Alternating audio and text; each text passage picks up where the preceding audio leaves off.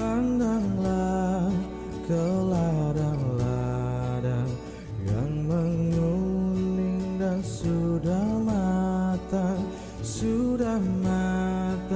untuk dituai. Lihatlah sekelilingmu, pandanglah ke ladang-ladang yang menguning dan sudah matang untuk dituai.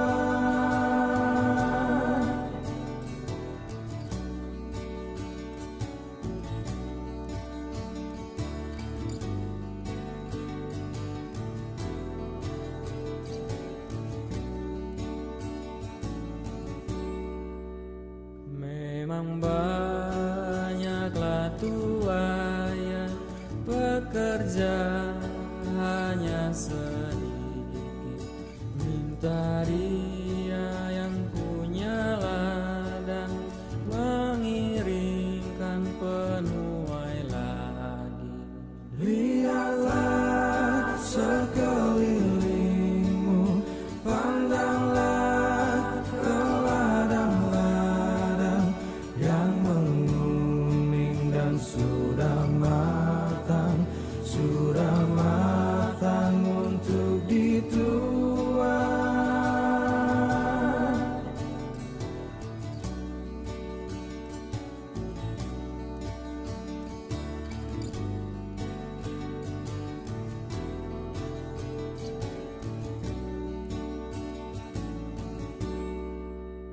Milik siapa ladang itu, untuk siapa tuainya?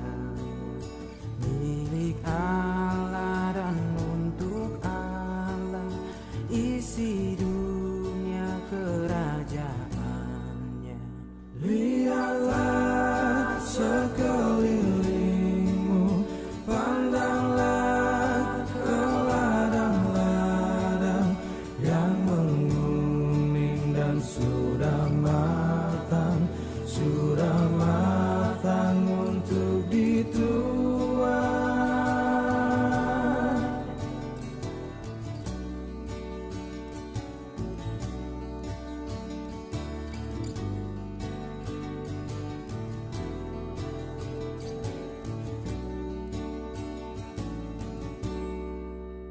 Bukankah seisi dunia dicemarkan oleh dosa, tapi Allah telah mengutus juru selamat untuk semua.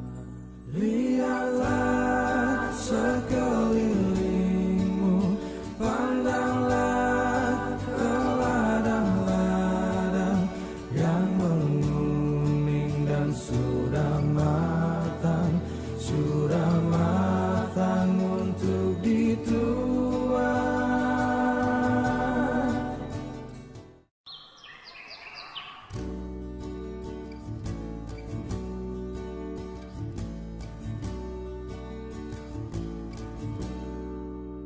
Lihatlah sekelilingmu, pandanglah ke ladang-ladang yang menguning dan sudah matang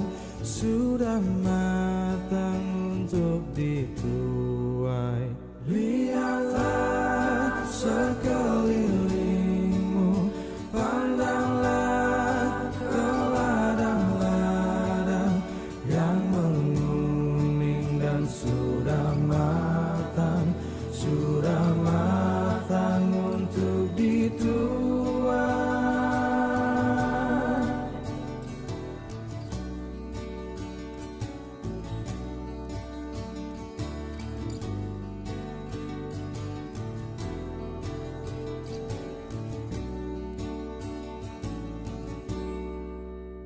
Memang banyaklah tuanya, pekerja hanya sedikit. Minta dia yang punya ladang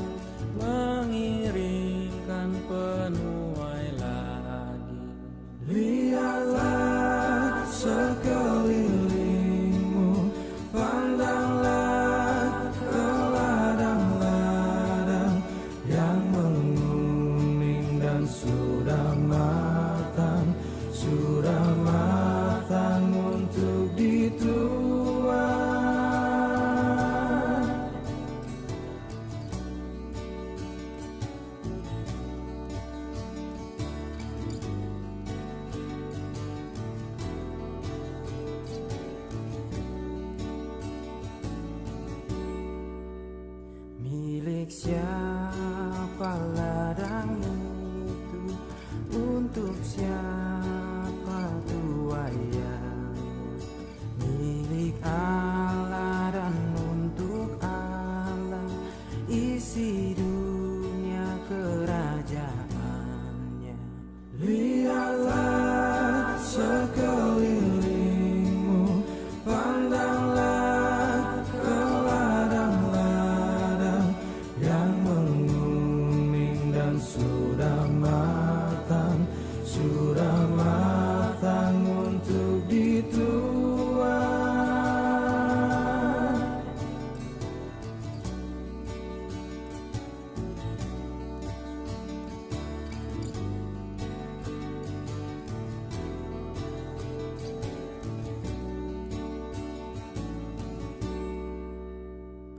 Bukankah seisi dunia dicemarkan oleh dosa, tapi Allah telah mengutus juru selamat untuk semua. Lihatlah sekelilingmu, pandanglah ke ladang-ladang yang menguning dan sudah matang untuk dituai.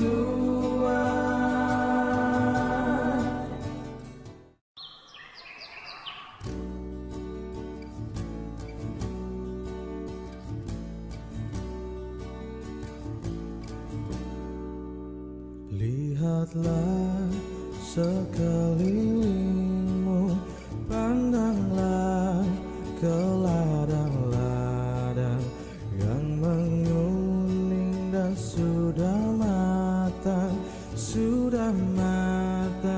untuk dituai.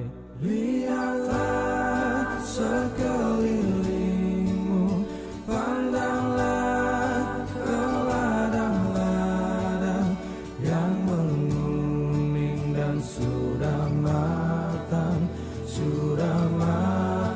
untuk dituai.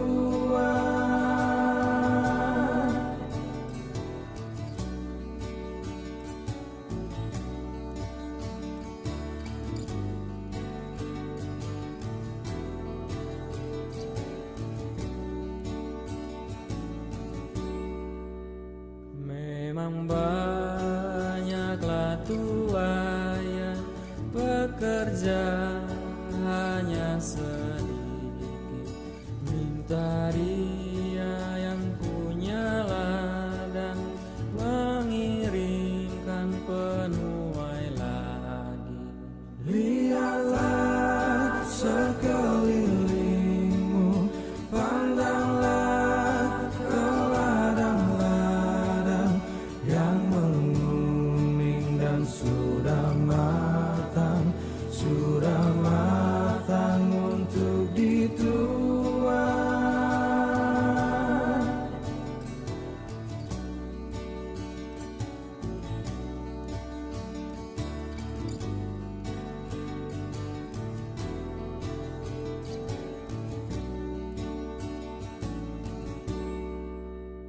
Milik siapa ladang itu, untuk siapa tuanya?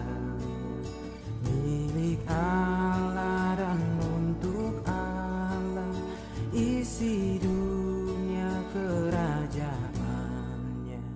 Lihatlah sekelilingmu, pandanglah ke ladang-ladang yang menguning dan sudah matang untuk dituai.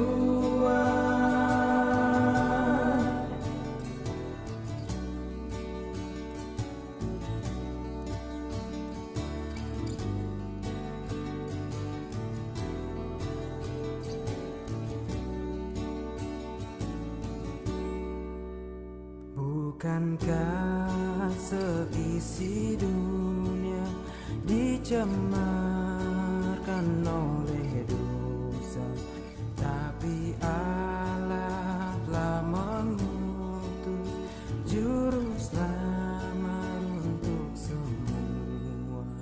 Lihatlah sekelilingmu, pandanglah ke ladang-ladang yang menguning dan sudah matang untuk dituai.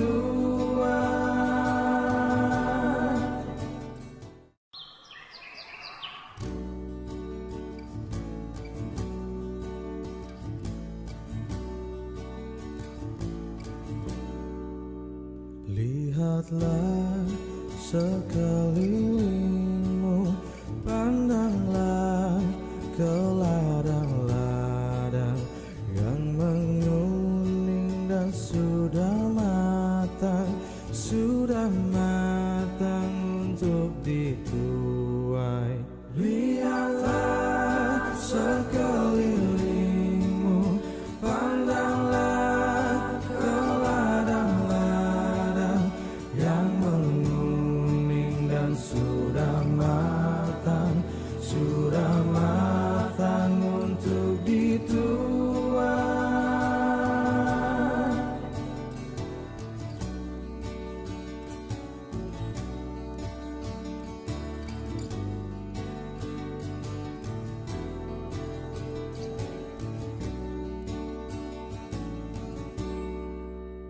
Memang banyaklah tuai bekerja hanya sedikit.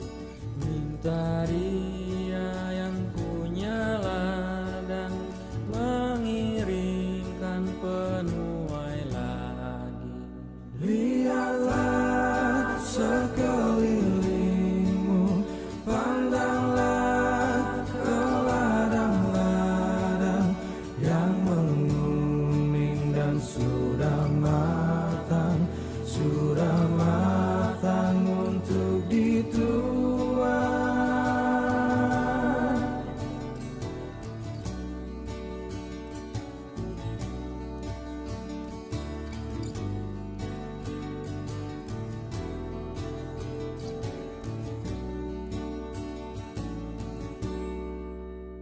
Milik siapa ladang itu, untuk siapa tuainya? Milik Allah dan untuk Allah isi dunia kerajaannya. Lihatlah sekelilingmu, pandanglah ke ladang-ladang yang menguning dan sudah matang untuk dituai.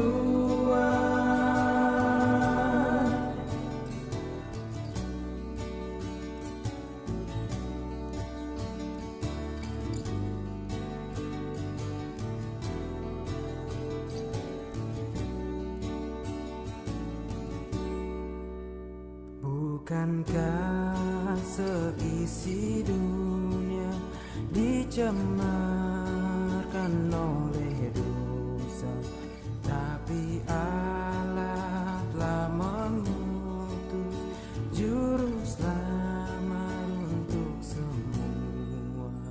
Lihatlah sekelilingmu, pandanglah ke ladang-ladang yang menguning dan sudah matang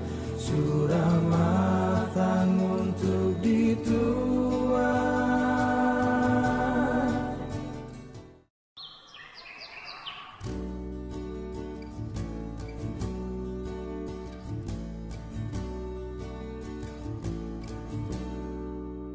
Lihatlah sekelilingmu, pandanglah ke ladang-ladang yang menguning dan sudah matang.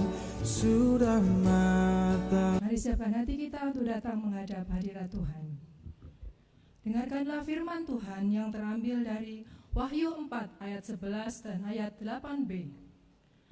Ya Tuhan dan Allah kami, Engkau layak menerima puji-pujian dan hormat dan kuasa, sebab Engkau telah menciptakan segala sesuatu, dan oleh karena kehendak-Mu, semuanya itu ada dan diciptakan. Kudus, kudus, kuduslah Tuhan Allah yang Maha Kuasa, yang sudah ada dan yang akan datang. Ibadah hari ini kita mulai dengan satu keyakinan bahwa pertolongan kita datangnya dari Tuhan yang menciptakan langit dan bumi, Allah yang tetap setia untuk selama-lamanya dan yang tidak pernah meninggalkan perbuatan tangannya. Turunlah atas kita sekalian berkat yang datangnya dari Allah Bapa, Allah Anak, dan Allah Roh Kudus. Amin. Shalom Bapak Ibu, saudara-saudara sekalian. Mari kita saling menyapa terlebih dahulu saudara-saudara kita di samping kiri kanan, depan belakang. Untuk Bapak Ibu yang mengikuti ibadah secara live streaming, saya ucapkan selamat hari Minggu, selamat beribadah. Jemaat silakan duduk kembali. Bapak Ibu, kita bersyukur atas pemeliharaan Tuhan kepada kita selama 1 minggu ini. Kita yang telah ditebus, kita yang telah diselamatkan, semuanya boleh berada di tempat ini. Itu semua karena anugerah dan kebaikan Tuhan kepada kita. Mari kita naikkan rasa syukur kita kepada Tuhan. Kita berikan pujian, hormat, dan kemuliaan hanya kepada Allah yang maha tinggi, Allah yang maha mulia. Haleluya bagi anak domba, disambung sebab Kau besar.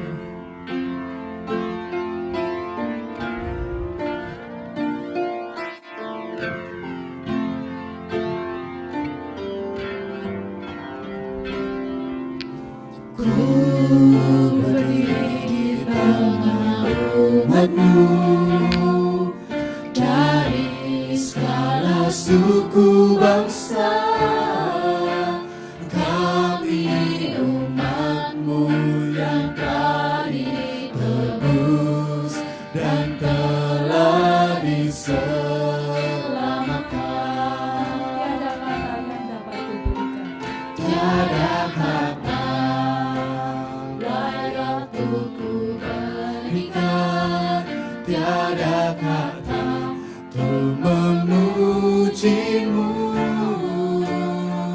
tapi ku kan bersorak segenap hati pada kekuatanku. Haleluya, haleluya. Haleluya, haleluya bagi anak domba. Haleluya, haleluya, darahnya meneguhkan setiap lidah, suku bangsa, semua makhluk dan pulau. Berikan glory, berikan hormat, beri pujian bagi anak domba. Sekali lagi kita katakan, ku berdiri di tengah umat-Mu.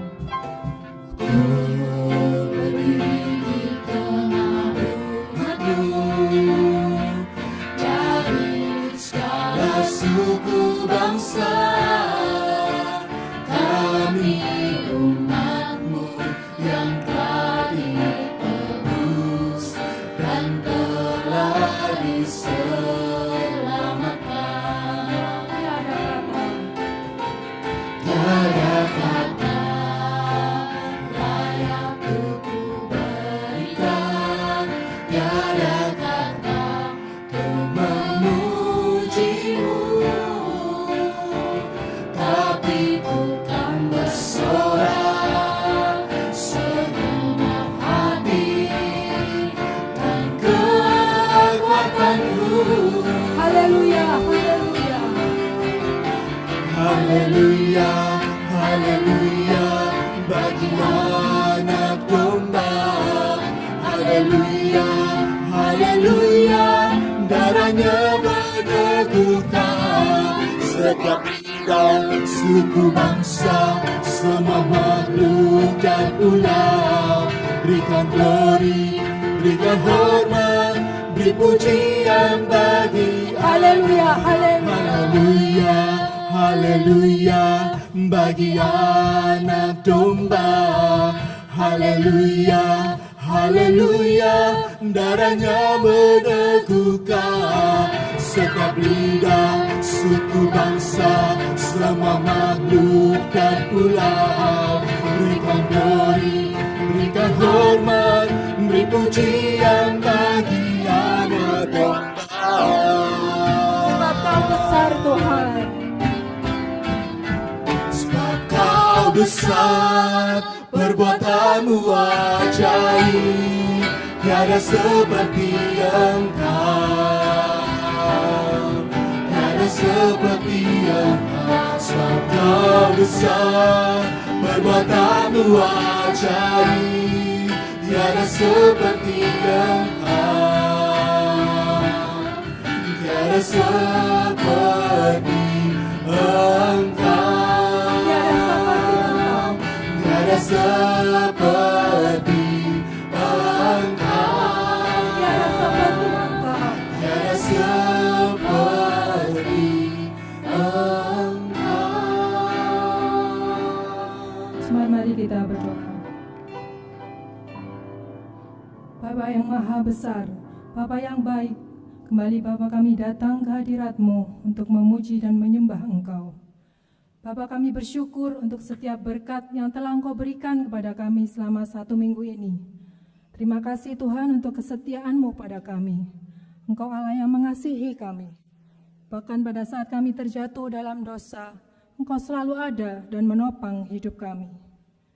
Bapa, dengan segala kerendahan hati, kami mau mengakui segala dosa dan kesalahan kami di hadapan-Mu. Ampuni kami ya Bapa, bila perkataan, pikiran, dan perbuatan kami sering menyakiti hati Tuhan. Terlalu sering kami bersandar pada pengertian kami sendiri dan tidak taat pada perintah-Mu. Bapa, ampuni kami yang berdosa ini. Bentuklah hati kami untuk terus bertumbuh serupa dengan Kristus dan pakai hidup kami menjadi berkat buat sesama kami. Terima kasih ya Bapa untuk pengampunan-Mu.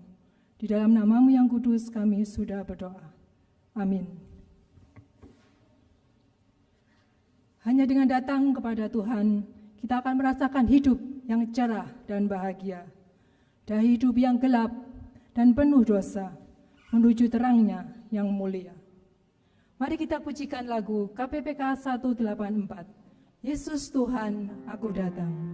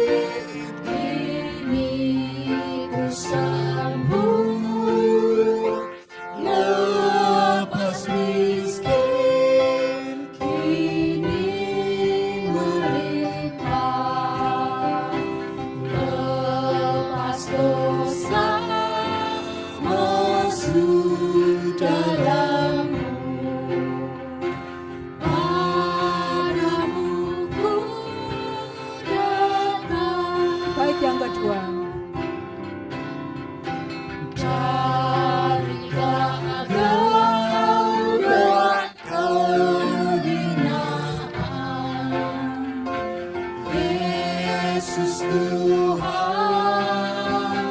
aku datang.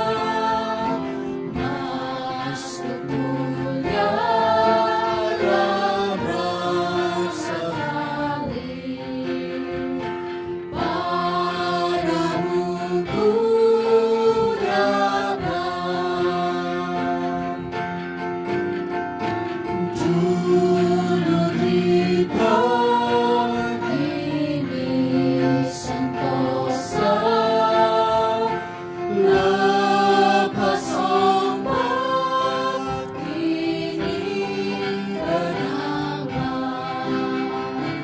tak mengeluh namun bernasib padamu ku datang. Ayat yang keempat, kita pujikan sambil bangkit berdiri.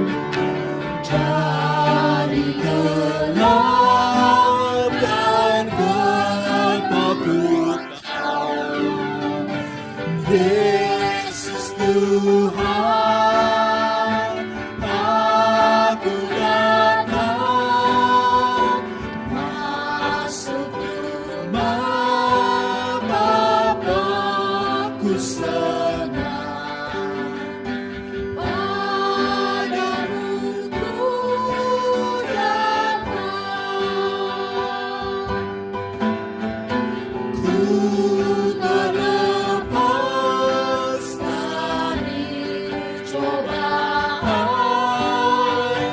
masuk ke dalam lindunganmu. Selamanya ku pandang wajahmu, padamu ku datang. Jemaat, dengan rasa syukur mari kita menerima berita anugerah yang terambil dari Mazmur 103 ayat 8 sampai yang ke-12. Mari kita baca bergantian, saya mulai ayat yang ke-8, Bapak Ibu ayat yang ke-9 dan seterusnya, dan ayat yang ke-12 kita baca bersama-sama.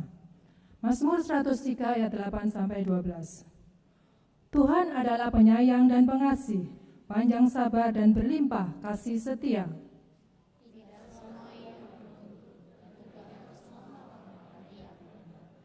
Tidak dilakukannya kepada kita setimpal dengan dosa kita, dan tidak dibalasnya kepada kita setimpal dengan kesalahan kita.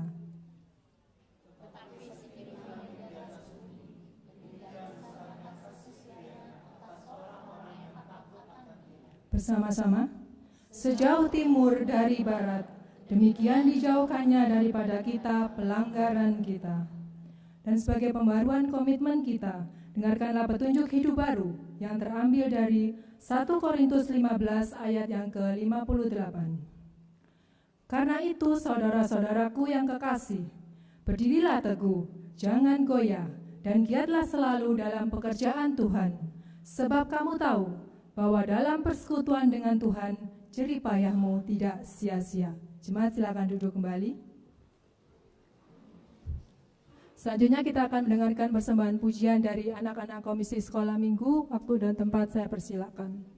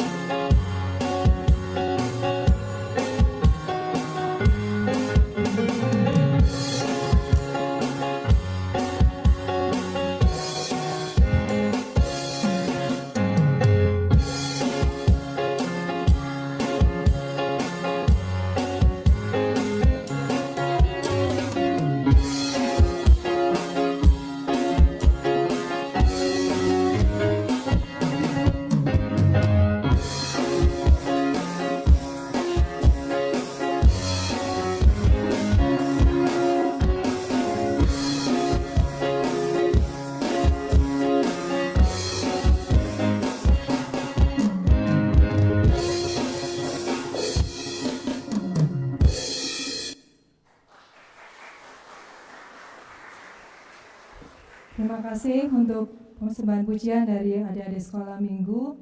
Ya, Tuhan Yesus memberkati. Bapak Ibu yang memiliki putra-putri, cucu ponakan seusia sekolah minggu dapat membawanya ibadah sekolah minggu di gereja kita setiap hari Minggu pukul 9.30 pagi.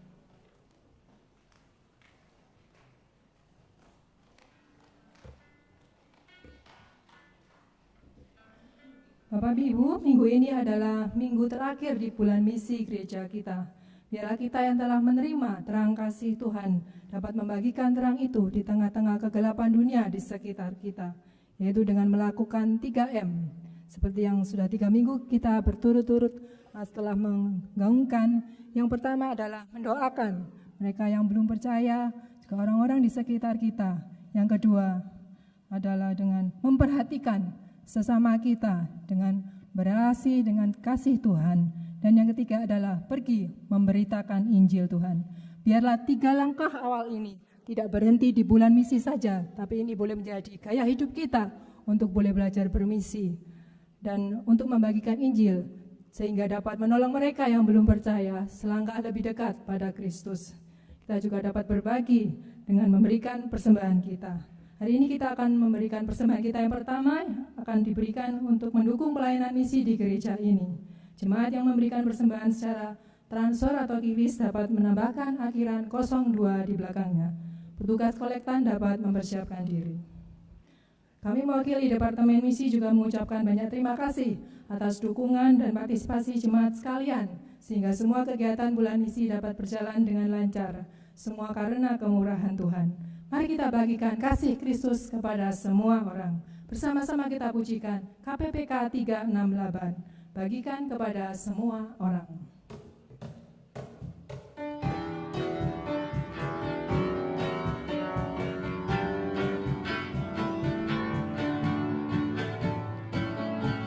Hanya percikan kecil dapat kobarkan api yang di sekitarnya mendapat kehangatan. Kasih Allah limpahlah bila kau alami, pasti rela membagikan pada semua orang. Baik, yang kedua. Bilangnya musim semi yang penuh hidup baru, burung kan bernyanyi, tunas pun akan mekar. Kasih Allah besarlah, bila kau dapatkan, pasti kau mau memuji Dia, sebarkan kasih-Nya. Intro. Kita pujikan bait yang ketiga. Terimalah hai kawanku, senang yang kau dapatkan.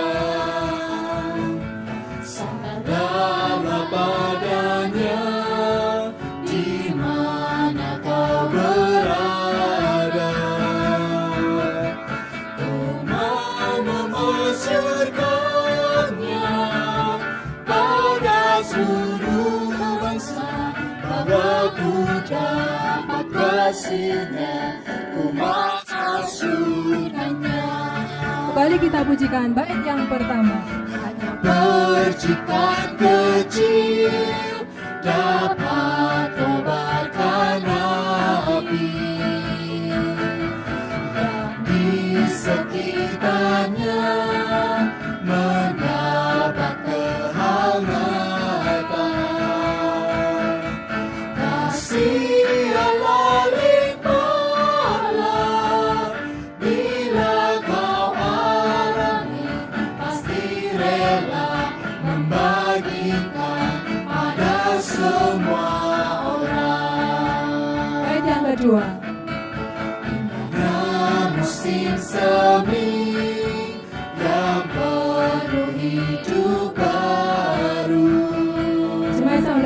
berdiri. Bukan bernyanyi, lunas bunga akan mekar.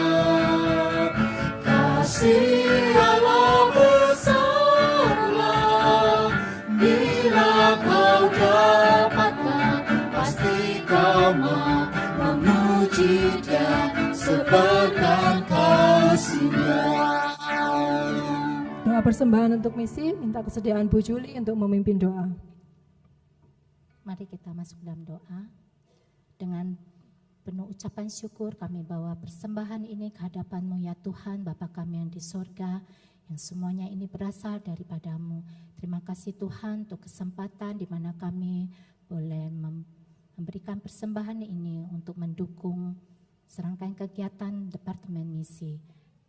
Tuhan berkatilah persembahan ini dan terimalah ya Bapa, dan berkati juga untuk Departemen Misi yang akan mengelola persembahan ini, biarlah semuanya hanya untuk kemuliaan dan hormat bagi-Mu ya Bapa.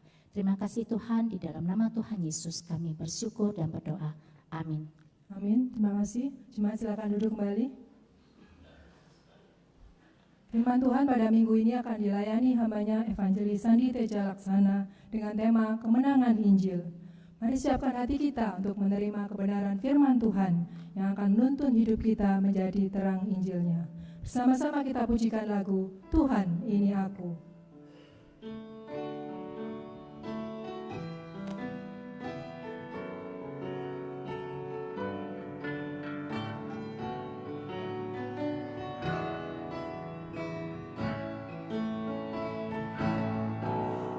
Tuhan ini aku, jadikanlah ku alatmu untuk memberitakan Injilmu.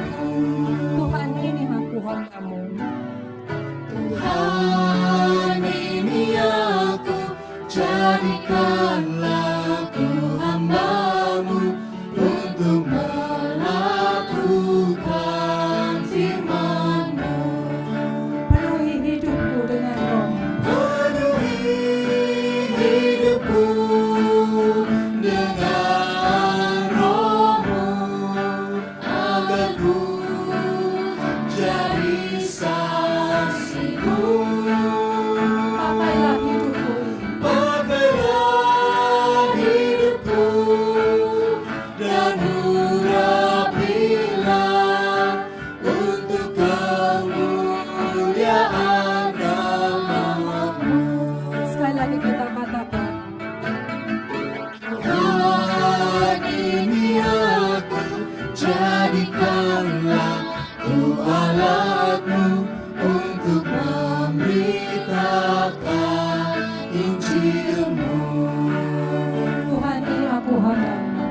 Tuhan ini aku, jadikanlah ku hamba-Mu untuk melakukan firman-Mu. Penuhi hidupku Tuhan. Penuhi hidupku dengan roh-Mu, agar ku jadi saksi-Mu. Pakailah hidupku dan urapilah untuk kemuliaan nama-Mu. Penuhi hidupku dengan roh-Mu. Penuhi hidupku dengan roh-Mu, agar ku jadi saksi-Mu. Biarlah ini menjadi doa kita kepada Tuhan. Hidupku dan urapilah untuk kemuliaan nama-Mu. Shalom Bapak Ibu, selamat pagi. Shalom. Apa kabar hari ini? Saya akan mulai khotbah saya dengan satu video singkat, video 1 menit begitu, tentang apa yang dikerjakan Departemen Misi di gereja kita Dan saya percaya semua yang kami kerjakan itu tidak lepas dari dukungan Bapak Ibu sekalian. Oleh sebab itu terima kasih banyak untuk terus mendukung pekerjaan misi di gereja kita. Silakan videonya.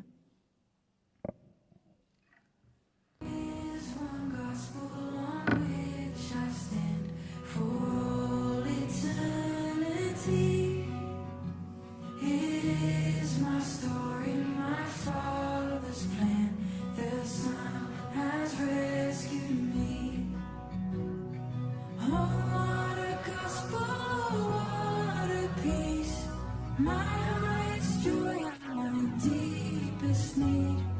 Now and forever, He is my Lord. I stand in the gospel of Jesus Christ.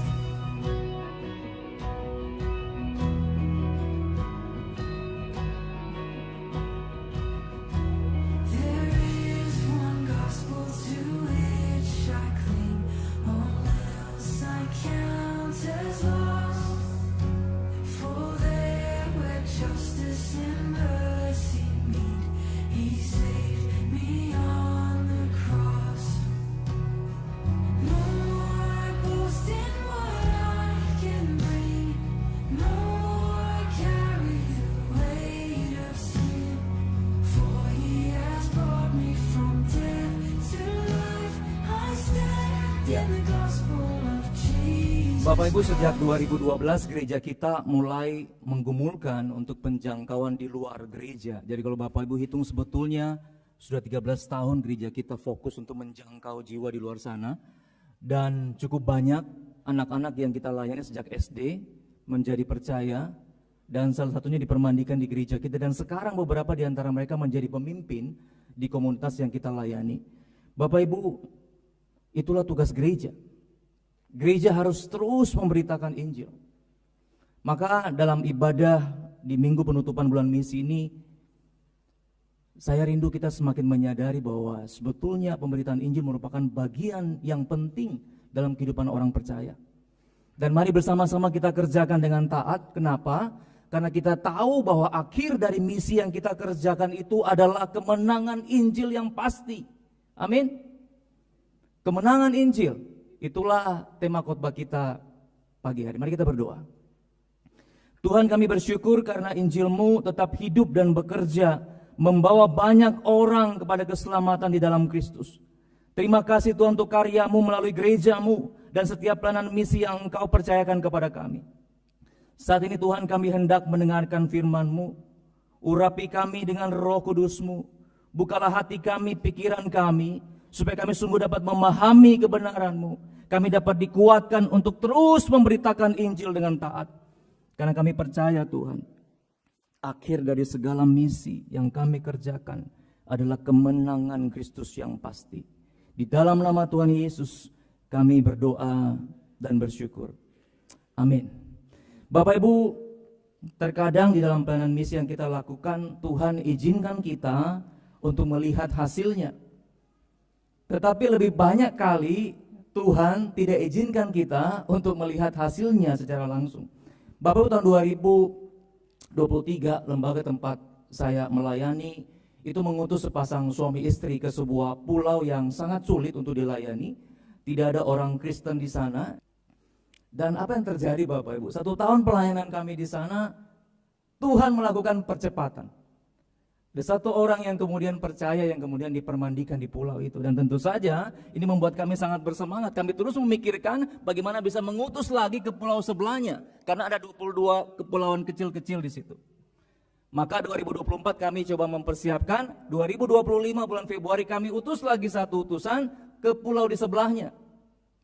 Tapi apa yang terjadi Bapak Ibu? 8 bulan pelayanan ini berjalan. Tantangannya begitu berat. Bahkan membahayakan utusan Injil, sehingga pada bulan ini kami memutuskan untuk menarik keluar dari pulau itu.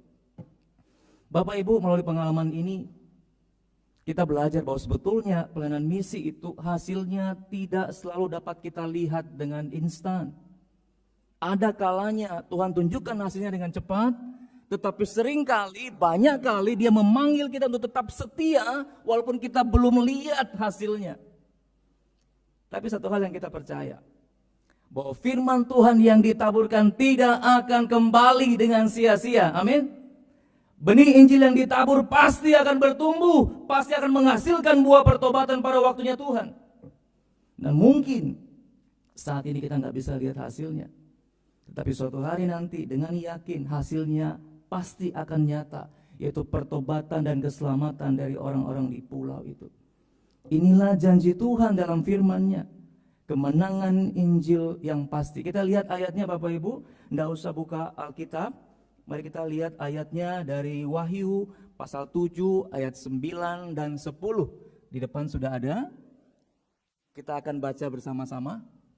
Wahyu pasal 7 ayat 9 dan 10, dibantu dari atas.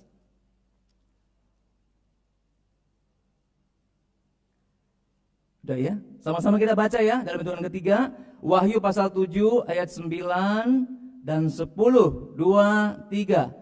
Kemudian daripada itu aku melihat sesungguhnya suatu kumpulan besar orang banyak yang tidak terhitung jumlahnya, dari segala bangsa dan suku dan kaum dan bahasa, berdiri di hadapan tahta dan di hadapan anak domba, memakai jubah putih dan memegang daun-daun palem di tangan mereka, dan dengan suara nyaring mereka berseru, keselamatan bagi Allah kami yang duduk di atas tahta dan bagi anak domba.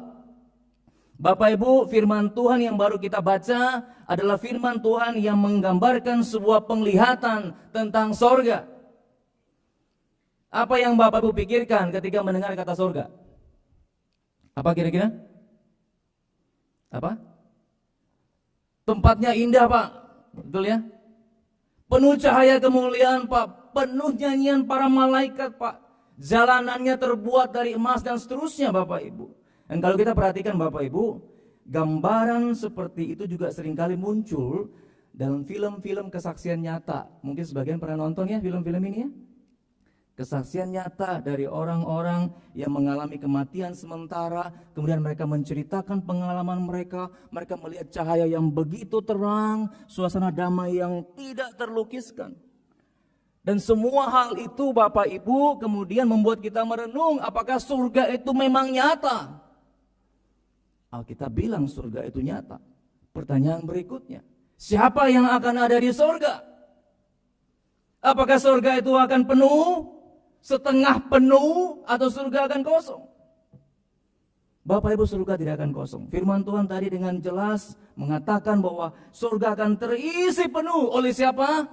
Oleh umat tebusan Allah dari segala bangsa yang dipanggil Tuhan, dipilih Tuhan, dilayakkan oleh darah Kristus. Maka pertanyaan pentingnya adalah apakah kita hanya akan menjadi penonton dari penglihatan sorga ini? Siapa kira-kira yang akan berada di sorga karena kesaksian hidup dan pemberitaan Injil yang saudara dan saya lakukan? Itu pertanyaan pentingnya. Bapak, waktu kita membuka dan membaca kitab Wahyu, kita langsung berpikir tentang apa? Tentang akhir zaman, betul ya? Kitab Wahyu penuh dengan gambaran yang mengerikan, tanda kutip. Begitu Bapak Ibu masuk pasal yang keempat, kita langsung terkejut. Kenapa? Banyak gambaran-gambaran yang mengagetkan. Ada tahta di sorga, ada makhluk yang unik, ada gulungan kitab materai sangkakala yang ditiup, dan banyak sekali kisah tentang kengerian penghakiman dan peperangan terakhir. Dan semua hal yang dramatis ini Bapak Ibu, baik itu penglihatan, simbol-simbol, nubuatan akhir zaman, seringkali menarik perhatian kita begitu kuat, sehingga kita lupa satu hal yang paling mendasar, yaitu apa? Kitab Wahyu ini adalah sebuah surat pastoral. Ya, kitab Wahyu sebuah surat.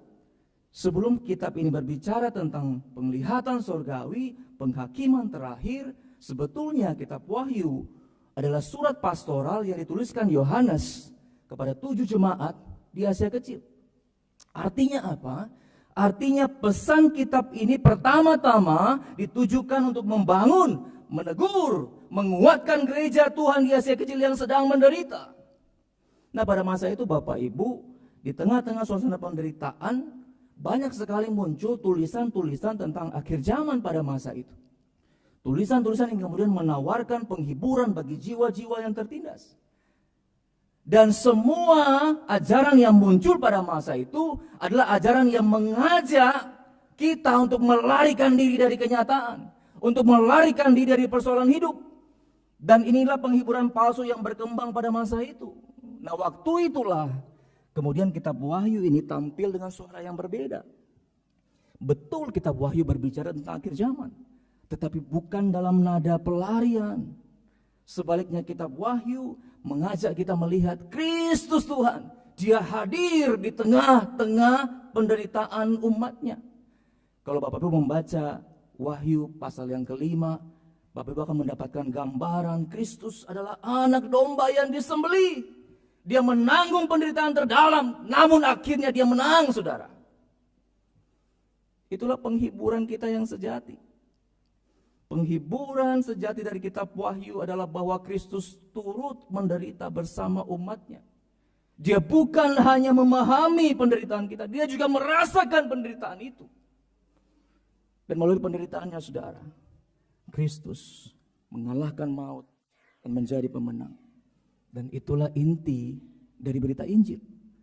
Bahwa kemuliaan Allah dinyatakan bukan melalui keperkasaan dunia, tetapi melalui kasih yang rela menderita. Makanya Bapak Ibu, dalam setiap penginjilan yang kita lakukan, kita tidak pernah mengabarkan Kristus yang menang karena menghindari penderitaan. No. Tapi kita memberitakan Kristus yang menang lewat penderitaan. Dan ini menjadikan penghiburan yang besar bagi gereja-gereja di Asia Kecil. Bahwa kesetiaan mereka dalam penderitaan tidak sia-sia. Karena apa? Karena Kristus sendiri telah melalui jalan penderitaan dan telah menang. Dan kemenangan itu Bapak Ibu tidak bersifat eksklusif. Kita sudah baca tadi. Ini adalah kemenangan segala suku bangsa, segala kaum, segala bahasa. Ini adalah gambaran yang menyatakan buah pemberitaan Injil. Sebuah penglihatan tentang misi Allah yang pasti akan tergenapi. Misi Allah pasti mencapai segala bangsa. Akan tiba waktunya di mana Injil itu telah diberitakan kepada seluruh penjuru bumi, dan umat-umat dari seluruh penjuru bumi akan berkumpul menyembah Yesus. Ini yang firman Tuhan katakan. Kalau Bapak Ibu mundur sedikit melihat Wahyu pasal 6 sampai pasal ke-8, sebetulnya ini adalah gambaran yang dituliskan oleh Yohanes tentang 7 materai dalam gulungan kitab.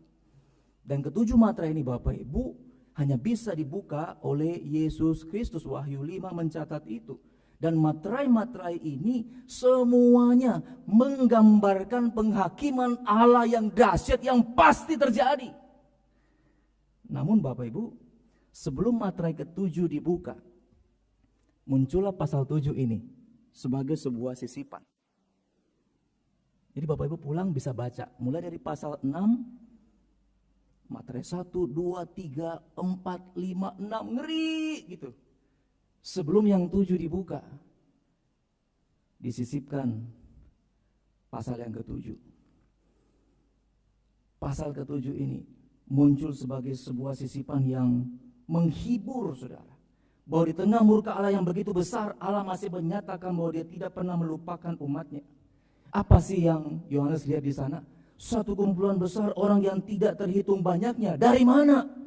Dari segala suku bangsa, segala bahasa, segala kaum berdiri menyembah Tuhan. Dikatakan apa? Mereka mengenakan jubah putih. Dan jubah putih merupakan lambang kesucian. Kenapa? Karena darah Kristus sudah menyucikan mereka. Mereka pegang daun palem. Ini adalah simbol kemenangan, simbol sukacita. Berapa banyak Pak orangnya di sini? Alkitab nggak ngomong jumlahnya. Jumlah yang pasti hanya Tuhan yang tahu. Tapi yang pasti mereka berasal dari setiap suku, kaum, dan bahasa. Itu artinya apa? Bahwa sebetulnya setiap suku bangsa itu kelak akan percaya dan menyembah Kristus sebagai Tuhan dan Juru Selamat. Bapak Ibu, penglihatan ini menjadi pengharapan sekaligus menjadi kekuatan misi bagi gereja hari-hari, termasuk gereja kita. Bahwa apa yang kita kerjakan pasti akan tergenapi. Bapak Ibu, penglihatan ini menunjukkan bahwa meskipun dunia sedang akan menghadapi murka dan penghakiman Allah, tetapi rencana keselamatan Allah tetap berlangsung dan akan digenapi. Dan sebetulnya kalau Bapak Ibu membaca kitab Wahyu ini bukan sekedar penghiburan bagi gereja yang menderita, tetapi saya mau katakan ini merupakan penggenapan dari janji misi Allah sejak awal. Kapan Allah menjanjikan keselamatan itu? Di kitab pertama Perjanjian Lama, Allah sudah berjanji lewat Abraham. Tuhan bilang apa? Olehmu semua kaum di muka bumi akan mendapat berkat. Berkat keselamatan. Kalau Bapak Ibu pelajari kata kaum di sana, Bapak Ibu, dalam terjemahan Alkitab Perjanjian Lama bahasa Yunani diterjemahkan dengan kata phule.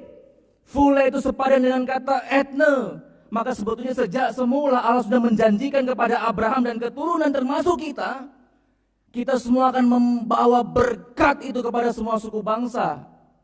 Tidak akan ada yang terlewatkan. Dan janji keselamatan Bapak Ibu terus menerus berulang bergema dalam nubuatan para nabi di Perjanjian Lama dan digenapi oleh Yesus Kristus. Bapak Ibu ingat ayat ini? Matius 24 ayat 14, Yesus bilang apa? Dan Injil kerajaan ini akan diberitakan di seluruh dunia, menjadi kesaksian bagi semua bangsa, semua etne, semua suku bangsa, dan sesudah itu akan tiba kesudahannya. Jadi kapan kiamat terjadi? Kapan kesudahan zaman terjadi? Kapan Yesus datang untuk kedua kalinya? Waktunya jelas dan bisa dihitung. Waktu Injil sudah diberitakan, disaksikan kepada setiap suku bangsa, setiap etne, Yesus akan datang kembali. Dan sebelum Yesus naik ke sorga, Dia berikan perintah yang sangat kita hafal. Dia berikan amanat agung. Dia katakan apa? Pergi, jadikan semua etne, jadikan semua suku bangsa muridku. Bapak Ibu perhatikan benang merahnya. Janji keselamatan dimulai dari Abraham, ditegaskan oleh Tuhan Yesus, dan mencapai kegenapannya di kitab Wahyu yang tadi kita baca. Bapak Ibu, meskipun tidak mudah, misi Allah pasti akan tergenapi. Bukan karena kekuatan kita, tapi karena Allah yang sudah menetapkan.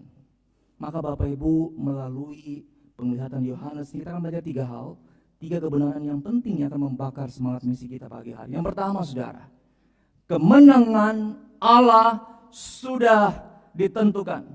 Kemenangan Allah sudah pasti. Penglihatan Wahyu 7 ayat 9 bukan sekedar gambaran visual yang megah, saudara. Ini deklarasi kemenangan. Ini adalah sebuah kesaksian bahwa Allah telah merancangkan keselamatan bagi segala suku bangsa sejak awal, dan janji itu pasti akan digenapi. Ini bukan soal strategi misi kita, bukan karena kecakapan kita memberitakan Injil, tidak. Keselamatan hanya mungkin terjadi melalui karya penebusan Kristus Yesus. Bapak Ibu, ini menjadi dasar yang kokoh dalam kita mengerjakan misi kita. Bahwa Allah adalah Tuhan yang berdaulat atas keselamatan.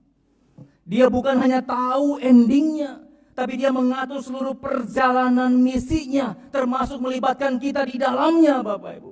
Maka saya tuliskan di sini, Bapak Ibu baca yang warna kuning. Kita tidak bermisi untuk menciptakan hasil. Pertobatan orang bukan karya kita, tapi kita pergi bermisi untuk menyaksikan hasil yang pasti akan terjadi. Karena apa? Karena Tuhan sudah menetapkan itu. Maka Bapak Ibu, waktu kita pergi mengabarkan Injil, kita tidak sedang memikul beban untuk membuat orang tanda kutip bertobat. Kita nggak mungkin bisa pertobatkan orang. Bukan itu. Tetapi kita dipanggil untuk setia menabur Injil dan membiarkan Tuhan yang memberikan pertumbuhan. Kalau hari ini engkau belum melihat buah pelayananmu, engkau bisa tetap bersuka cita. Kenapa? Karena engkau tahu firman Tuhan tidak akan kembali dengan sia-sia. Kita sedang mengambil bagian dalam satu rencana kekal Allah yang ditetapkan sejak semula dan pasti akan digenapi. Dan kabar baiknya, berita indahnya adalah proyek besar ini Tuhan mau libatkan kita semua. Gereja bukan hanya menjadi penonton dari kisah keselamatan Tuhan yang luar biasa. Ini gereja adalah utusan Injil. Maka mari kita melangkah dengan iman, bukan dengan ketakutan. Mari kita beritakan Injil bukan sebagai beban, tetapi sebagai sebuah keyakinan bahwa kemenangan itu sudah Allah tentukan. Itu yang pertama. Yang kedua, Bapak Ibu, peran misi kita tidak pernah sia-sia. Di poin yang pertama kita sudah belajar bahwa kemenangan Injil itu sudah ditentukan. Kalau begitu, ngapain kita masih harus bermisi? Kalau Tuhan sudah pilih orang-orang untuk diselamatkan, kenapa kita masih harus mengabarkan Injil, buang-buang waktu?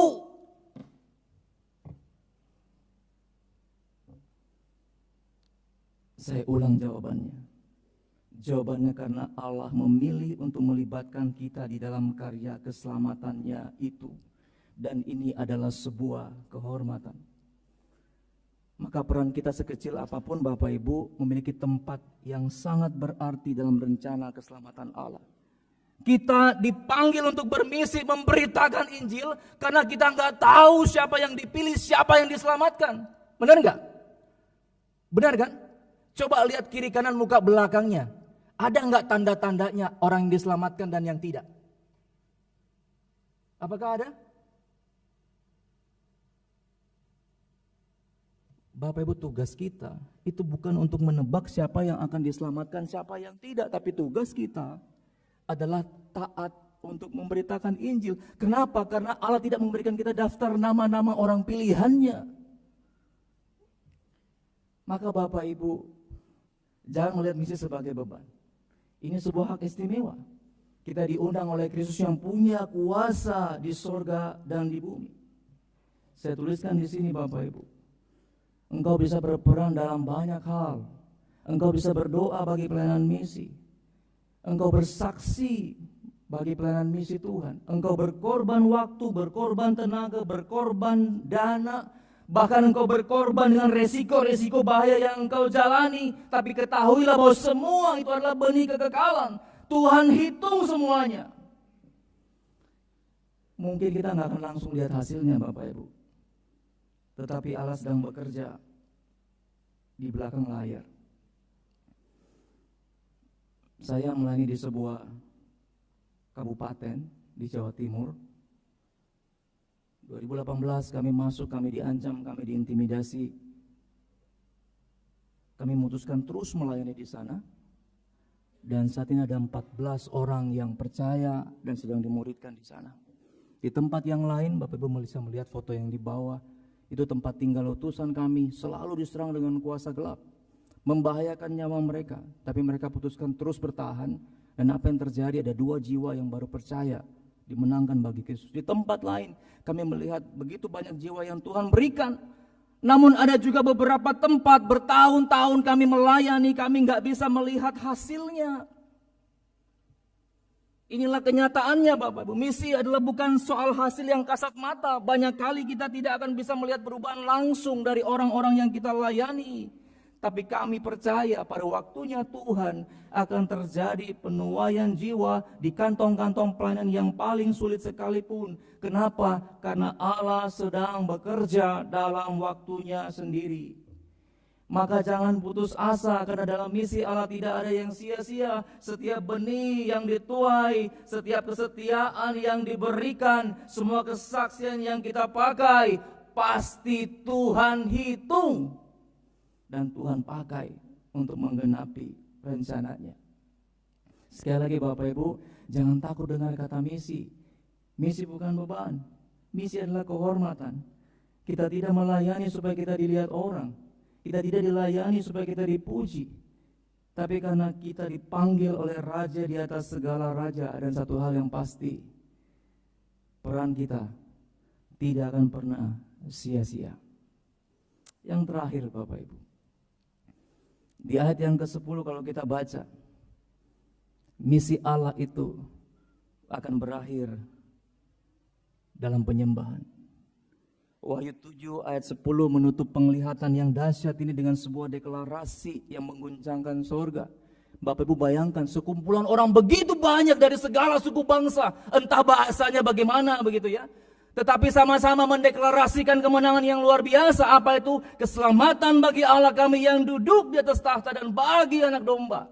Ini bukan sekedar nyanyian sukacita, melainkan inilah klimaks dari seluruh sejarah penebusan Bapak Ibu. Seluruh tujuan misi Allah tidak berhenti pada pertobatan manusia, tapi berpuncak pada penyembahan yang kekal kepada Tuhan. Maka apa yang dijanjikan kepada Abraham, apa yang diperintahkan oleh amanat agung Yesus Kristus akan berakhir dengan pemandangan surgawi di mana setiap suku bangsa akan menyembah Tuhan di sorga kelak. Bapak dalam bukunya Let the Nations Be Glad, John Piper, dia bilang begini. Missions exist because worship doesn't. Misi ada karena masih banyak orang di dunia yang belum menyembah Allah yang sejati. John Piper menegaskan bahwa tujuan akhir dari misi adalah penyembahan.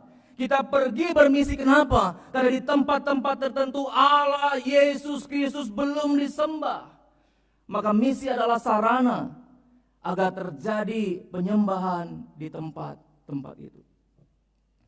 Ketika Injil diberitakan, jiwa-jiwa diselamatkan. Mereka yang mengenal Tuhan akan menyembah Allah yang hidup. Minggu lalu saya kembali dari pelayanan di sebuah tempat yang lain, saudara. Bertahun-tahun kami memuridkan orang-orang ini, kami membina mereka. Dulu mereka menolak Kristus, dari hari ini kami berkumpul secara rutin, memuji, menyembah Tuhan. Kami tidak lagi beribadah secara kontekstual, kami beribadah sama dengan ibadah kita hari ini. Ada puji-pujian, ada persembahan, ada perjamuan kudus, ada baptisan kudus. Bapak Ibu, inilah tujuan dari misi. Bukan berhenti sampai kepada pertobatan, tetapi penyembahan kepada Allah. Dan misi Allah ini tidak pernah gagal. Kenapa enggak pernah gagal? Karena Yesus sendiri yang menjamin. Betul? Amanat Agung Matius 28:20 Yesus bilang apa? Aku menyertai kamu senantiasa sampai kepada akhir zaman. Dan penyertaan Tuhan bukan sekedar penghiburan. Inilah jaminan kemenangan. Mari kita hidup dalam terang kemenangan itu. Bagaimana caranya? Sudah 3 minggu caranya diulang-ulang oleh setiap pemimpin pujian. Bagaimana caranya? 3M. Mendoakan, memperhatikan, memberitakan Injil. Siapa Pak yang kita doakan? Siapa Pak yang kita perhatikan? Kepada siapa kita memberitakan Injil itu? Maka saya mendorong Bapak Ibu untuk mulai hari ini engkau mulai membuat daftar nama orang-orang yang engkau mau doakan. Kenapa sih harus buat daftar nama? Kalau engkau membuat daftar nama, maka engkau akan mendoakan itu dengan intentional. Engkau akan mendoakan itu sebagai satu prioritas, tidak sporadis. Waktu engkau mendoakan orang itu, mulailah engkau memperhatikan mereka. Caranya bagaimana Pak? Caranya banyak.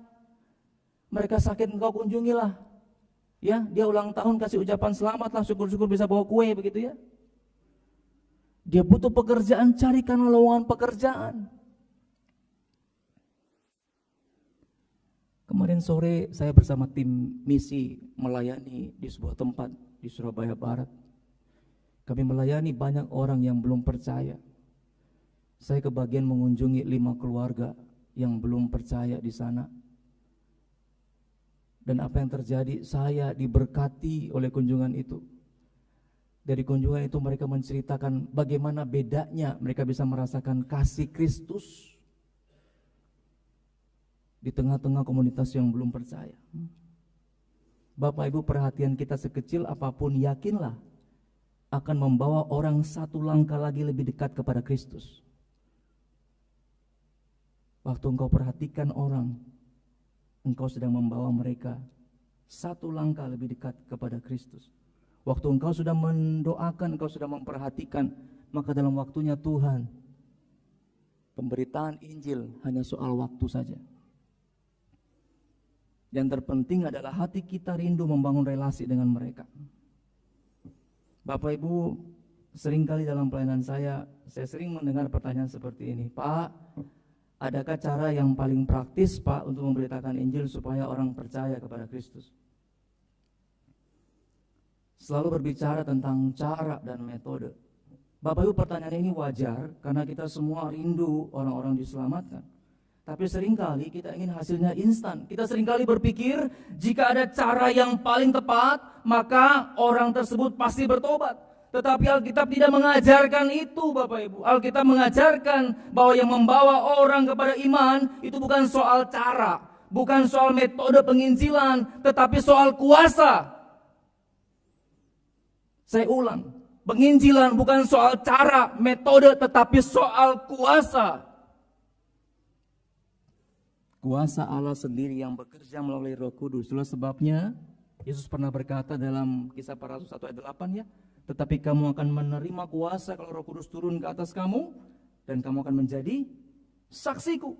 Perhatikan, Yesus tidak bilang kamu akan menemukan satu metode, satu cara yang sangat efektif. Tidak, tapi Yesus bilang apa? Kamu akan terima kuasa. Artinya apa? Artinya misi gereja bukan tergantung di strategi manusianya, bukan soal strategi departemen misinya, tetapi pekerjaan Roh Kudus yang menghidupkan hati yang mati oleh dosa. Banyak orang Kristen hari-hari sibuk cari cara, metode ini, metode itu menangkan jiwa, tapi dia lupa tanpa kuasa Roh Kudus semuanya sia-sia. Kadang hanya Roh Kudus yang bisa melahirbarukan hati, saudara. Lalu pertanyaan berikutnya adalah bagaimana caranya kita menerima kuasa itu? Kuasa itu bukan soal latihan, bukan soal latihan atau teknik rohani tertentu, bukan, tetapi hasil dari iman yang sejati kepada Kristus. Ketika seorang sungguh-sungguh percaya menyerahkan hidupnya kepada Kristus, Roh Kudus akan berdiam dalam dirinya dan memberikan kuasa. Tidak ada metode latihan yang lain untuk mendapatkan kuasa. Mengapa orang Kristen sulit memberitakan Injil? Dia nggak punya kuasa. Bahkan maaf kata, mungkin Injil itu belum sungguh-sungguh mengubah hidupnya. Engkau bisa membagikan sesuatu hanya ketika engkau sungguh-sungguh memilikinya. Maka hanya orang yang diubahkan hidupnya oleh Injil yang dapat memberitakan Injil dengan kuasa. Maka Bapak Ibu, pertama-tama jangan bingung dengan metode, jangan bingung dengan cara, tetapi carilah persekutuan yang dalam dengan Kristus melalui firman Tuhan, melalui doa. Bila Roh Kudus itu memperbarui hati kita, mengobarkan kasih kita kepada Kristus dan juga menjadikan kita saksi Kristus. Maka apakah Injil sudah sungguh-sungguh mengubah hati dan hidupmu? Kalau sudah, puji Tuhan. Teruslah hidupi dan bagikan Injil. Tapi kalau belum, maka buka hatimu siang hari ini. Terima Yesus dalam hidup. Biar Injil itu masuk mengubah hidupmu dan memberi engkau kuasa untuk memberitakan Injil. Bapak Ibu, mari kita memberitakan Injil dengan satu keyakinan akan kebenaran. Mari kita menjadi bagian dari nubuatan Wahyu 7 ayat 9 dan 10. Maka ketika kelak kita pulang ke sorga, kita akan melihat bahwa orang-orang dari suku bangsa itu ada di sorga karena buah dari kesaksian kita. Yesus Kristus, dia sudah menang. Dan ia sedang memanggil kita semua untuk ikut ambil bagian dalam kemenangannya. Lewat apa? Lewat misi, lewat pemberitaan Injil. Mari kita berdoa. Tuhan Allah yang penuh kasih, kami bersyukur untuk firman-Mu yang telah menegur kami hari ini. Terima kasih Engkau mengingatkan kami bahwa Injil-Mu tidak akan pernah kalah. Sebab kuasa keselamatan ada di dalam Yesus Kristus Tuhan kami. Kiranya Roh Kudus menguatkan langkah kami. Kasih Kristus memenuhi hati kami. Damai sejahtera Allah Bapa menyertai kami. Sehingga hidup kami menjadi alat bagi kemenangan Injil-Mu yang kekal. Di dalam nama Tuhan Yesus kami berdoa dan bersyukur. Amin.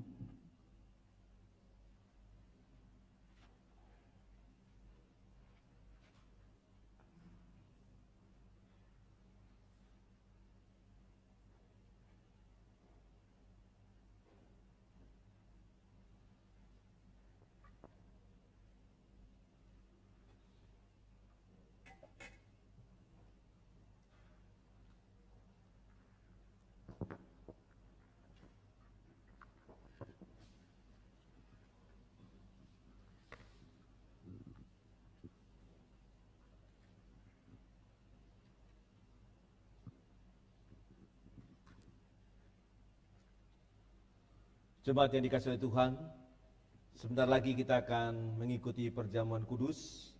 Perjamuan kudus diperuntukkan bagi setiap saudara yang sudah dibaptis.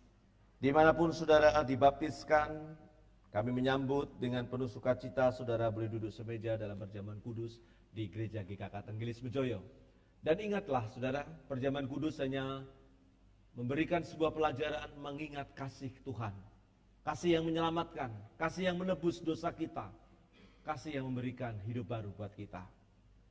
Dan tidaklah kebetulan di dalam bulan misi ini, kasih itulah yang akan mendorong saudara dan saya untuk memampukan kita semua mengerjakan amanat agung. Menjadi saksi dimanapun saudara dan saya berada. Gerakan misi itu dasarnya dari pengorbanan Kristus, kasih Kristus kepada kita orang yang berdosa. Kita akan berdoa bersama.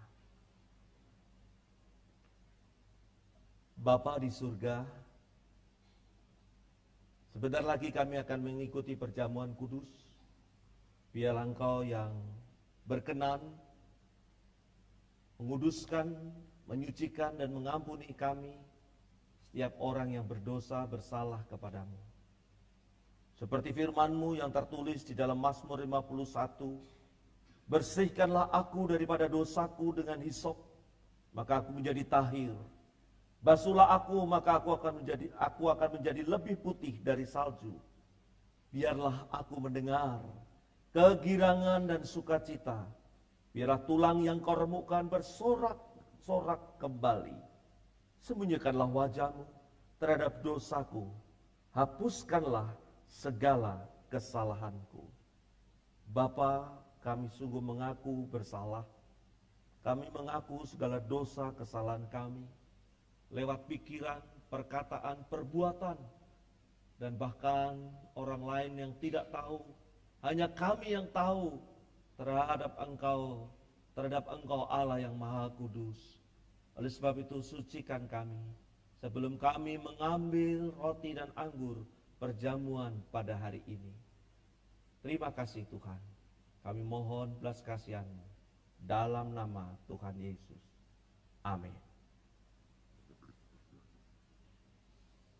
Saudara, ingatlah pada malam sebelum Tuhan Yesus diserahkan, diambilnya roti, sudah mengucap syukur, lalu Tuhan berkata, inilah tubuhku yang dipecahkan bagi kamu.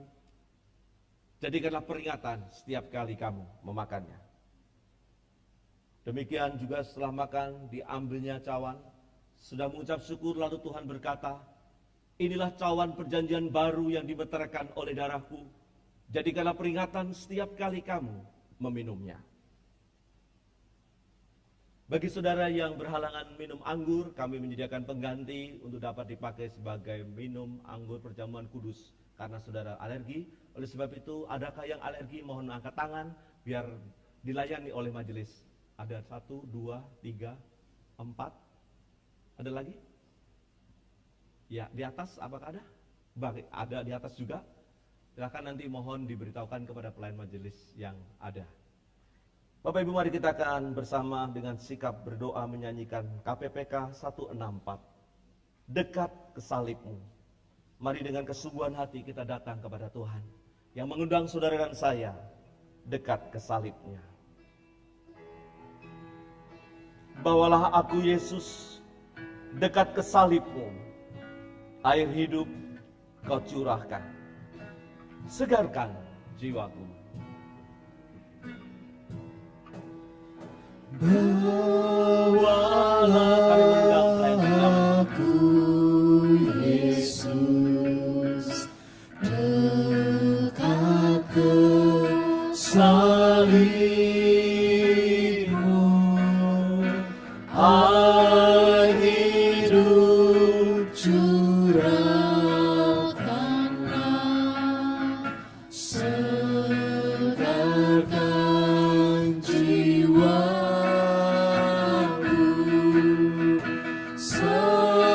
Salib-Mu, salib-Mu yang ku muliakan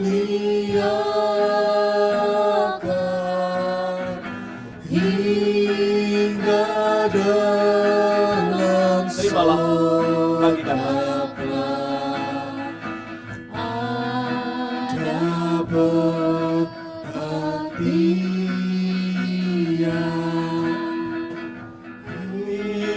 Imanku yang terkecil, Tuhan tak tinggalkan. Sinarilah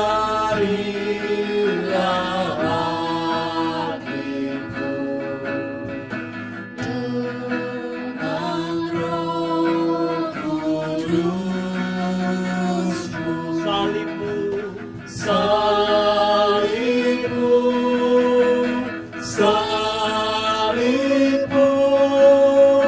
yang ku muliakan hingga dalam surga kelak ada berhenti. Bait yang ketiga, semangat wanita.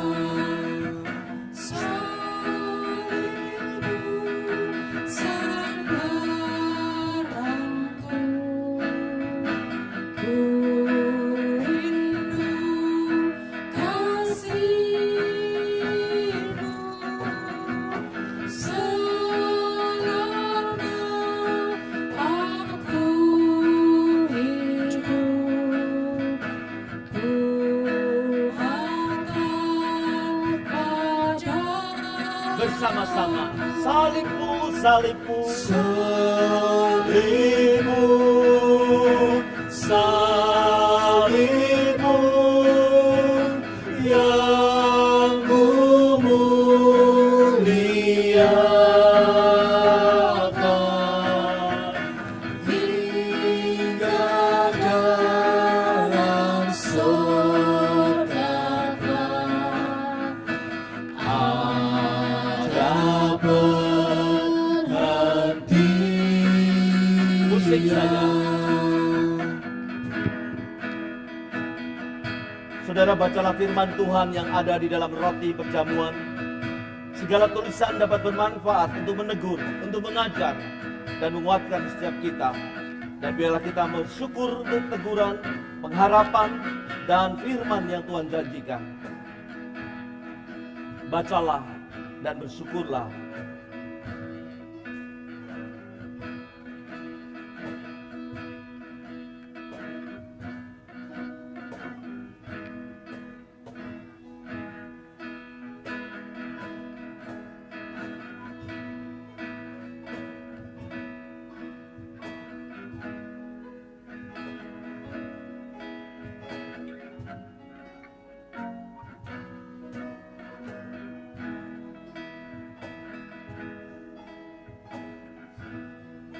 Adakah yang terlewat mengikuti perjamuan? Boleh mengangkat tangan. Semuanya sudah mendapat? Bait yang pertama, sekali lagi, mari kita bangkit berdiri. Bawalah aku, Yesus, dekat ke salibmu.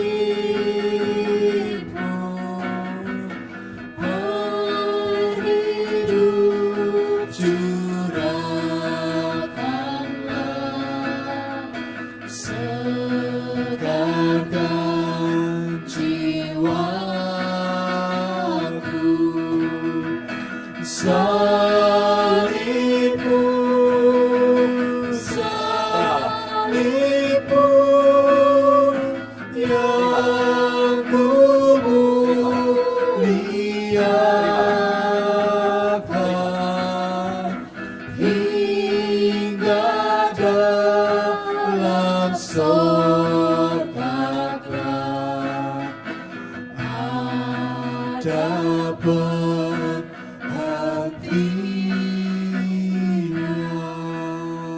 Mari kita membuka cup kita untuk mengambil roti perjamuan.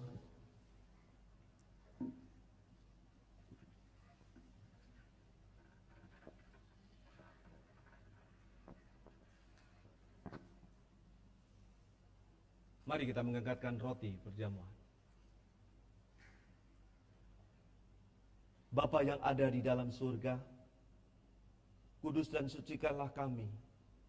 Tatkala kami kembali diingatkan kasih Tuhan, kasih yang menyelamatkan, kasih yang menebus dosa kami, kasih yang telah menanggung segala beban dosa, penderitaan manusia di hadapan-Mu ya Allah. Tubuh-Mu yang kudus dan suci menderita tersiksa karena kami. Engkau menanggung dosa di atas kayu salib buat kami. Sungguh Tuhan, kami mensyukuri dan boleh mengingat kasih-Mu yang besar kepada kami. Kami menyambut makan roti perjamuan kudus ini dengan ucapan syukur kepada Bapa di surga. Dalam nama Yesus, amin. Makanlah.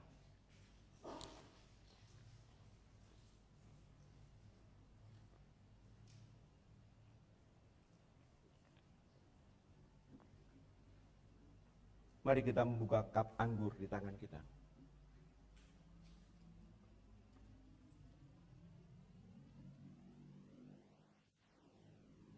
Mari kita mengangkatkan.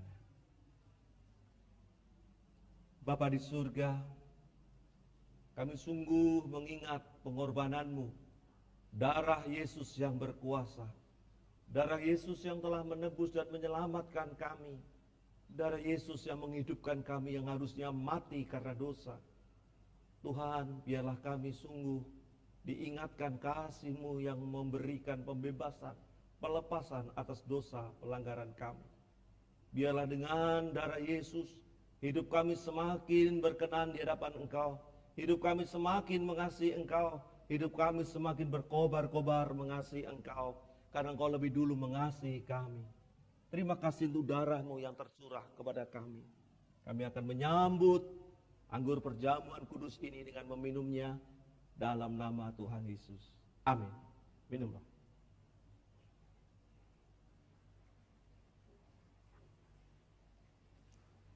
Kita berdoa. Bapa di surga, kuatkan dan teguhkanlah iman, pengharapan, kasih kami sebagai tubuh Kristus yang telah menerima penebusan keselamatan. Kami sungguh menyerahkan ke dalam tangan-Mu. Hidup kami terus untuk Tuhan, hidup terus untuk mengasihi Tuhan dan menjadi saksi bagi nama Tuhan.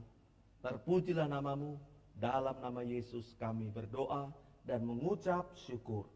Amin. Silakan duduk, cawan-cawan nanti mohon dibuang di tempat sampah di luar pintu gereja.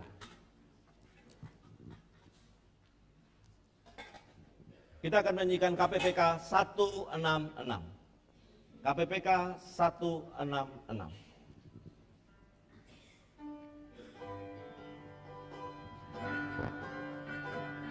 Terima kasih.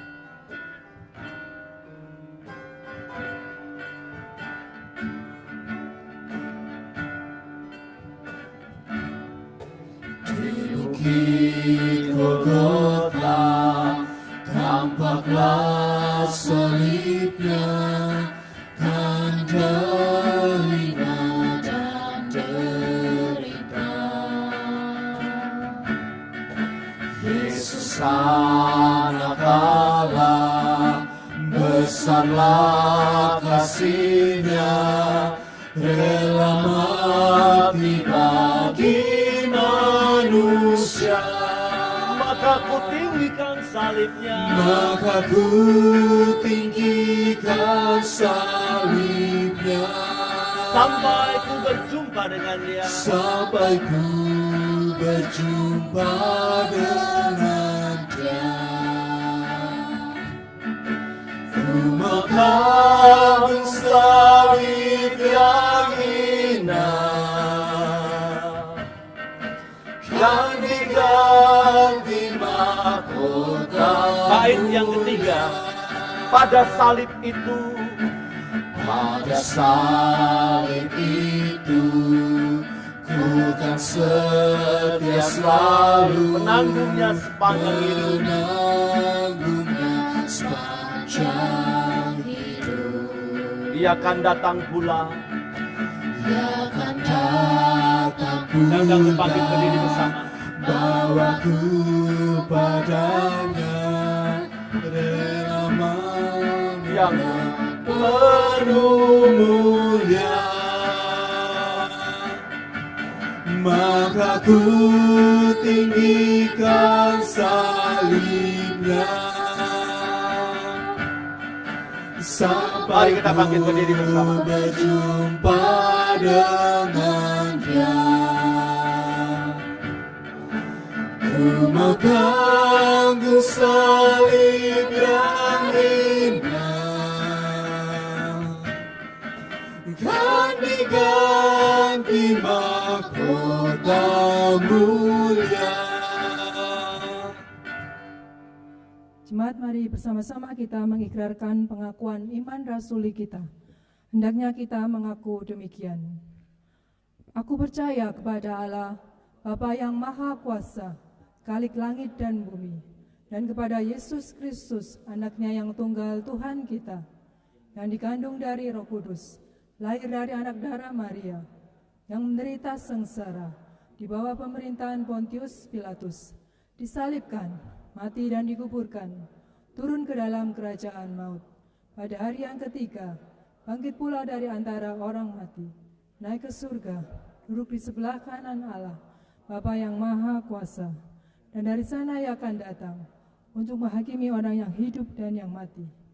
Aku percaya kepada Roh Kudus, gereja yang kudus dan am, persekutuan orang kudus, pengampunan dosa, kebangkitan orang mati, dan hidup yang kekal.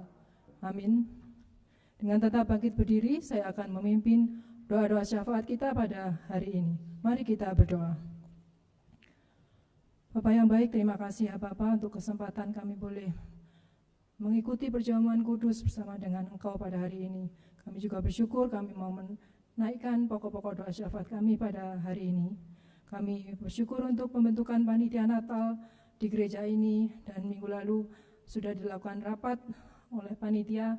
Kiranya Tuhan yang memberkati untuk setiap program Natal, untuk setiap rencana-rencana yang telah disusun, agar semuanya boleh menjadi berkat buat jemaatmu di tempat ini dan dapat membangun relasi jemaat dengan Tuhan dan dengan sesama semakin baik. Bapak, kami juga berdoa agar Tuhan memberkati untuk semua penata layan ibadah setiap minggu di gerejamu ini. Kiranya Engkau yang memberkati setiap pelayan, Kau berikan semangat, komitmen, dan sukacita dalam melayani di tengah tugas dan tanggung jawab kami sebagai pelajar dan bekerja di tempat kami masing-masing. Dan biarlah apa yang kami lakukan semuanya itu berkenan di hati Tuhan dan menyenangkan hati-Mu. Bapak, kami juga bersyukur untuk serangkaian acara bulan misi yang sudah berlangsung dengan baik selama 1 bulan ini. Semoga semuanya dapat membawa dampak yang baik bagi jemaat-Mu untuk boleh belajar melakukan pemberitaan Injil dan melakukan pelayanan misi di gerejamu ini. Kami juga berdoa Tuhan untuk pelayanan Evangelis Yoselina Putri supaya dapat menjadi berkat untuk orang-orang di suku Tengger. Bapa di surga, kami juga tidak henti-hentinya berdoa untuk jemaat yang sedang sakit dan lemah tubuh. Kiranya Tuhan yang memberikan kesehatan kepada setiap mereka masing-masing melalui makanan, obat-obatan, dokter yang menangani mereka. Kiranya Tuhan memberikan dokter yang tepat untuk mengatasi segala sakit penyakit mereka. Kiranya Tuhan juga yang memberikan kesabaran, memberikan kekuatan semangat kepada keluarga yang merawat.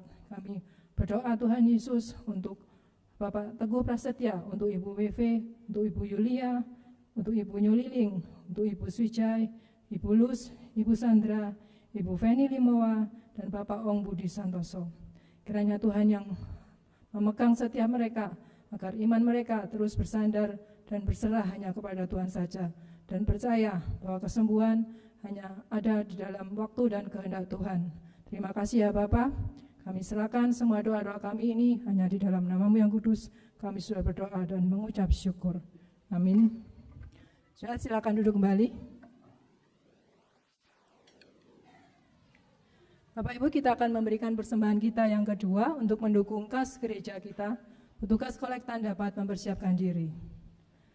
Dengarkanlah firman Tuhan yang terambil dari 1 Tawarik 16 ayat 29. Berilah kepada Tuhan kemuliaan namanya, bawalah persembahan dan masuklah menghadap Dia, Sujudlah menyembah kepada Tuhan dengan berhiaskan kekudusan. Mari kita menaikkan ucapan syukur kita kepada Tuhan.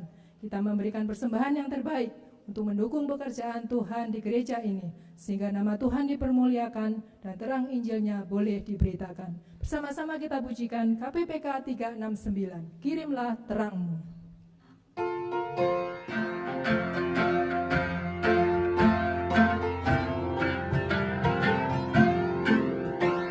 Kumandang suara dari seberang, kirimlah terangmu. Banyak jiwa dalam dosa mengerang, kirimlah terangmu. Kirimlah terang Injil Tuhan pada umat semua. Kirimlah terang Injil Tuhan pada umat semua. Baik, yang kedua. Kita Mendengar seruan dari jauh, kirimlah terangmu. Berhadapan salib serahkan dirimu, kirimlah terangmu. Kirimlah terang Injil Tuhan pada umat semua. Kirimlah terang Injil Tuhan pada umat semua. Intro.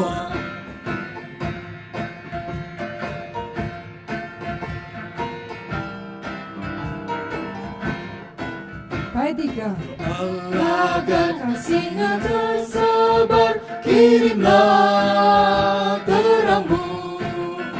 Beritakan kasih-Nya pada mereka, kirimlah terangmu.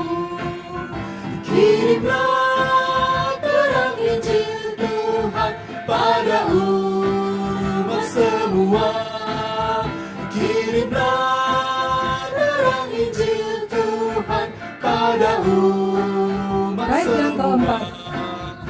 Dengan penuh kasih kita beritakan, kirimlah terangmu. Dan mahkota mulia sedang menanti, kirimlah terangmu. Kirimlah.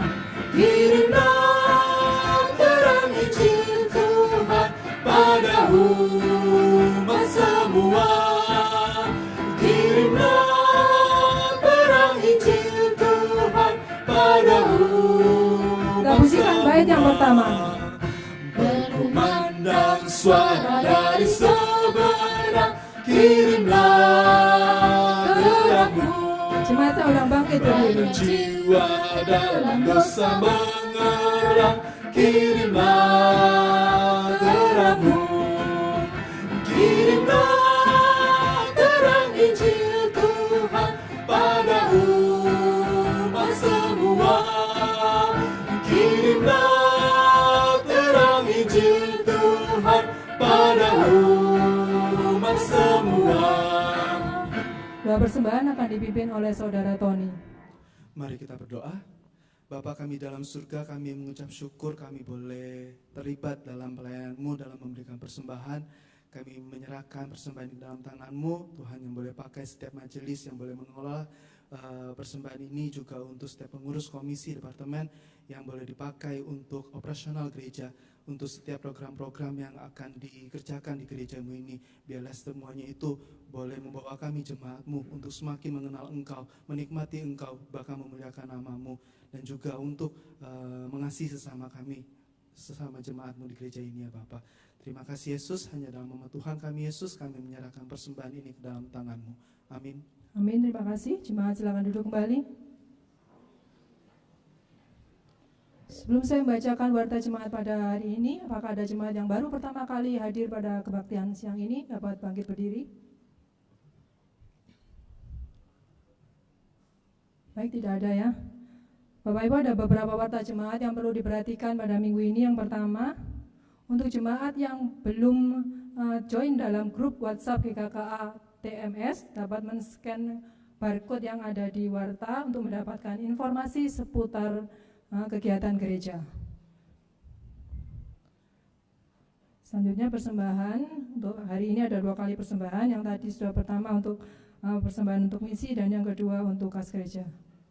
Pernikahan, seluruh majelis dan jemaat GKKI Tenggilis Mejoya mengucapkan selamat atas pernikahan Charlie dan Sisila Yovinda Putri pada tanggal 25 Oktober kemarin. Kiranya Tuhan Yesus memberkati keluarga yang baru dibentuk. Next. Pada hari Senin akan ada Bible class, akan membahas 1-20 ayat 23 pada pukul 7 malam. Dan pada hari Selasa akan diadakan persekutuan udara Yope.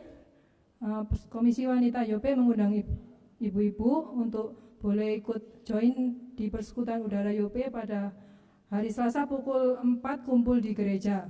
Bagi jemaat yang ingin mendaftar dapat menghubungi pengurus KW Yope.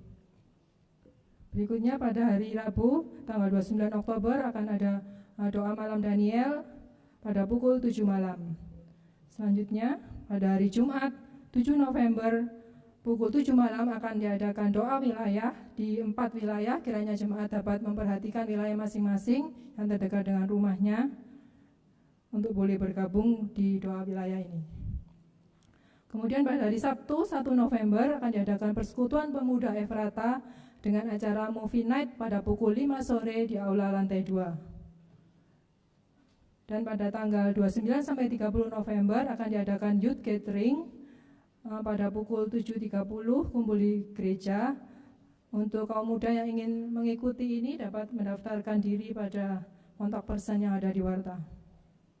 Dan pada hari Sabtu dan di jam yang sama akan diadakan persekutuan profesi Timotius pada pukul 5 di ruang Bethlehem lantai 2. Kemudian pada hari ini ada ibadah remaja pada pukul 9.30 dengan tema Soli Deo Gloria. Bapak Ibu yang memiliki putra-putri seusia remaja dapat diajak untuk ibadah remaja setiap hari Minggu. Untuk laporan keuangan dan penata layan minggu depan dapat diperhatikan pada warta. Sekian warta jemaat pada hari ini. Jemaat saya undang untuk bangkit berdiri. Bersama-sama kita pujikan doksologi dan doa berkat dipimpin oleh Evangelis Sandi Teja Laksana. Doksologi.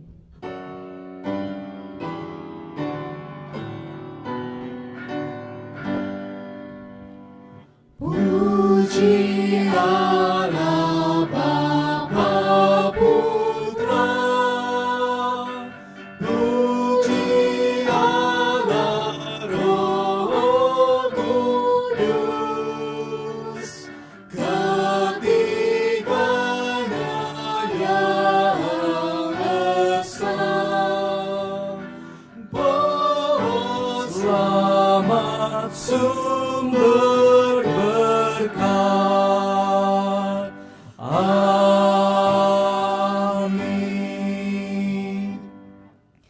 Ya Tuhan, biarlah kuasa kebangkitan Kristus terus dinyatakan melalui hidup kami.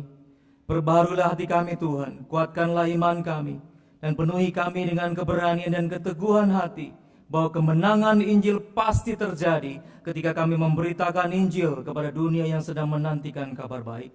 Dan sekarang terimalah berkat Tuhan. Tuhan memberkati engkau dan melindungi engkau. Tuhan menyinari engkau dengan wajah-Nya dan memberi engkau kasih karunia. Tuhan menghadapkan wajah-Nya kepadamu dan memberi engkau damai sejahtera mulai hari ini sampai selama-lamanya. Amin.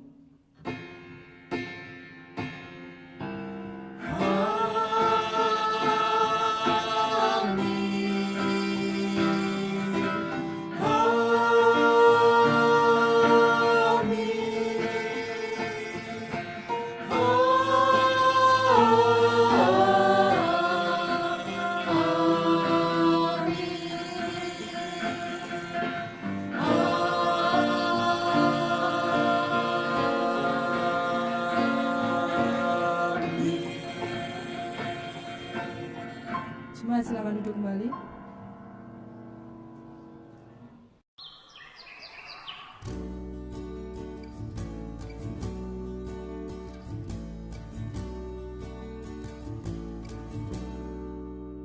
Lihatlah sekelilingmu, pandanglah ke ladang-ladang yang menguning dan sudah matang untuk dituai. Lihatlah sekelilingmu, pandanglah ke ladang-ladang yang menguning dan sudah matang untuk dituai.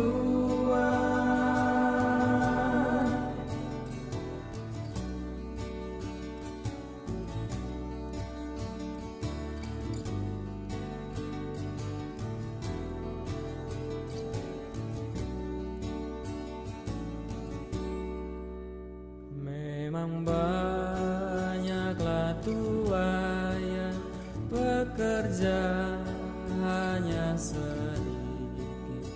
Minta Dia yang punya ladang mengirimkan penuai lagi. Lihatlah sekelilingmu, pandanglah ke ladang-ladang yang menguning dan sudah matang untuk dituai.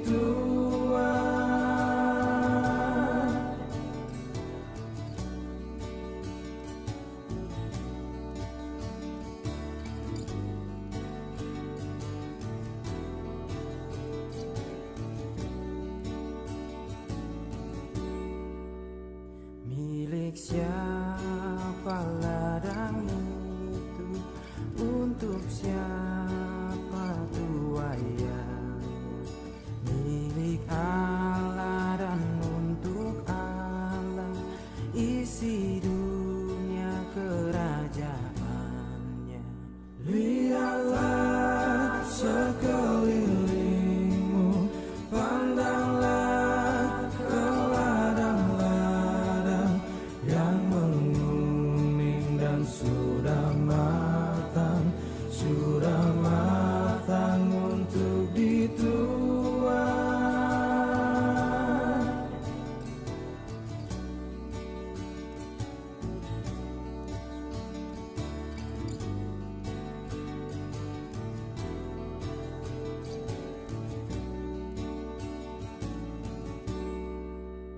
Bukankah seisi dunia dicemarkan oleh dosa, tapi Allah telah mengutus juru selamat untuk semua. Lihatlah sekelilingmu, pandanglah ke ladang-ladang yang menguning dan sudah matang untuk dituai.